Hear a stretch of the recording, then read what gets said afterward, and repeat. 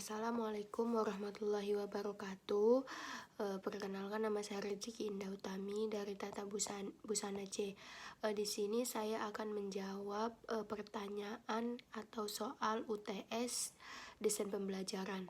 Yang pertama itu adalah satu, menurut saudara dalam mata kuliah pembelajaran apa sebenarnya didesain dan dirancang? Jelaskan.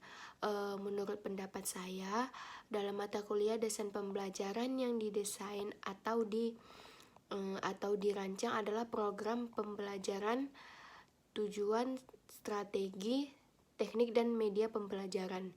Desain pembelajaran tidak hanya juga merupakan sebuah proses genetik yang dapat digunakan untuk menganalisis masalah pembelajaran dan kinerja manusia, serta menentukan solusi yang tepat untuk mengatasi masalah-masalah tersebut. Desain pembelajaran lazimnya dimulai dari kegiatan analisis yang digunakan untuk menggambarkan masalah sesungguhnya. Maka langkah selanjutnya adalah menentukan alternatif solusi yang akan digunakan untuk mengatasi masalah pembelajaran. Seseorang perancang program pembelajaran perlu menentukan solusi masalah yang dihadapi. Evaluasi adalah langkah selanjutnya, sehingga nantinya bias mengetahui rancangan atau desain yang sesuai dengan pembelajaran, dan desain tersebut bisa diaplikasikan dalam proses pembelajaran. Dalam hal ini, rancangan desain pendidikan merupakan perangkat rencana dan pengaturan mengenai isi dan bahan pembelajaran, serta cara yang digunakan sebagai pedoman penyelenggaraan kegiatan belajar mengajar untuk mencapai tujuan pendidikan. Tujuan sebuah desain pembelajaran adalah untuk mencapai solusi untuk mencapai tujuan-tujuan pendidikan. Tujuan tersebut memecahkan masalah dengan memanfaatkan sejumlah informasi yang tersedia. Dengan demikian, suatu desain muncul karena kebutuhan manusia untuk memecahkan suatu persoalan yang dihadapi. Istilah dari rekayasa sebenarnya diambil dari lingkungan teknologi, maka tidak heran bila dalam proses mendesain segala sesuatu sedikit atau banyak akan terkait dengan nuansa teknologi. Soal nomor 2, yaitu berikan alasan mengapa mahasiswa dalam mengikuti mata kuliah desain pembelajaran minimal menguasai teori belajar dan teori pembelajaran. Jelaskan. Baik, saya akan menjelaskan. Dalam mengikuti mata kuliah desain pembelajaran, mahasiswa minimal menguasai teori belajar dan teori pembelajaran lebih mudah dipahami dan disampaikan dengan cara pendekatan sistem. Arah dan tujuan pembelajaran dirancangkan dengan jelas.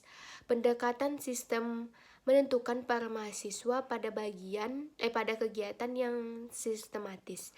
Pendekatan sistem menentu para mahasiswa pada kegiatan sistematis. Pendekatan sistem dengan merancang pembelajaran mengoptimalkan potensi dan sumber daya yang tersedia. Akan pendekatan sistem dapat memberikan umpan balik. Teori belajar menekankan pada hasil dari proses belajar, menekankan pada proses belajar, menekankan pada isi atau apa yang dapat dipelajari, dan menekankan pada sistem informasi yang dipelajari. Soal nomor 3, dampak apa yang muncul apabila dalam mendesain pembelajaran mengabaikan aspek, yaitu ada identifikasi kebutuhan pembelajaran, identifikasi karakteristik pembelajaran atau training, identifikasi kemampuan awal peserta didik, training. Baik, saya akan menjawab. Dampak apa yang akan muncul apabila dalam mendesain pembelajaran mengabaikan aspek. Identifikasi kebutuhan pembelajaran adalah tidak dapat mengungkap informasi yang dinyatakan oleh setiap individu yang merasakan kebutuhan belajar. Instrumen tersebut antara lain wawancara dan angket. Identifikasi karakteristik peserta didik, belajar atau training tidak mengetahui dan memahami kemampuan pembelajar. Potensi, minat, kebiasaan, hobi, sikap, dan kepribadian hasil belajar. Catatan kesehatan, latar belakang sekolah, dan kegiatannya di sekolah. Juga tidak mengetahui perbedaan-perbedaan kemampuan dalam setiap individu. Identifikasi kemampuan awal peserta pembelajaran training tidak dapat mengetahui kualitas perseorangan sehingga tidak dapat dijadikan petunjuk dalam mendeskripsikan strategi pengelolaan pembelajaran.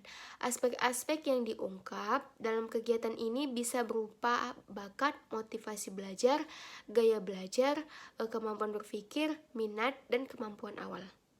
Soal nomor 4, sebutkan dan jelaskan 2 teori belajar dan pembelajaran yang relevan menjadi rujukan dalam menjalankan tugas-tugas pekerjaan saudara. Sebutkan tugas pekerjaan saudara. 2.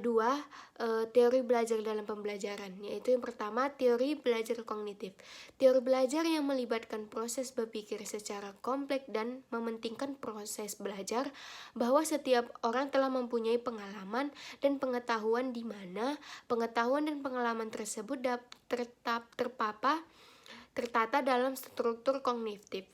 Dalam teori ini lebih menekankan pada proses belajar daripada hasil belajar itu sendiri.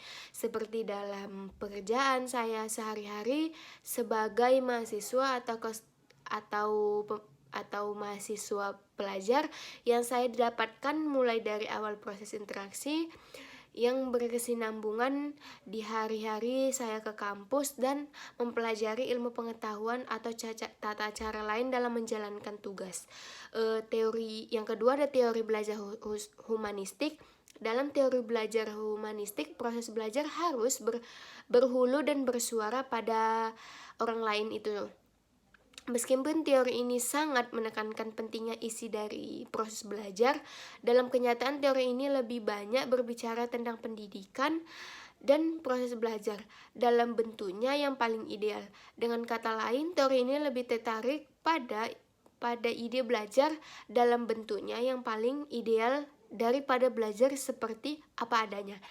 Seperti apa yang bisa kita amati dalam dunia sehari-hari, teori apapun dapat dimanfaatkan asal tujuan untuk memanusiakan manusia atau mencapai aktualisasi diri dan sebagainya dapat tercapai.